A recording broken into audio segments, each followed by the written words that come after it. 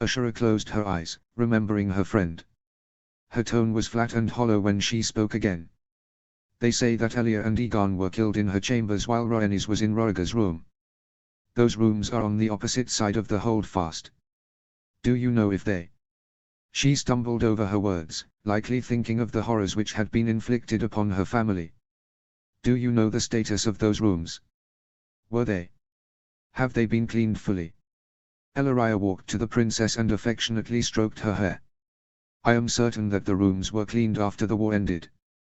However, I will ask about those rooms and ensure that you are not disturbed by them. Arianne looked up at her, smiling tremulously. Thank you. Look, Elia exclaimed, popping her head out of the wardrobe she was inside, and shattering the morose veil which had fallen in the room. A dragon pin. It was at the bottom of the wardrobe. Ellaria walked swiftly to her daughter and pointed to the floor. Elia. Get out of there. You are an attendant to your cousin, the soon-to-be queen, you must not act like a foolish child. Elia climbed out of the wardrobe, frowning. I'm not acting like a child. I just wanted to see what was here and had to climb inside to get the pin. It's a Targaryen crest.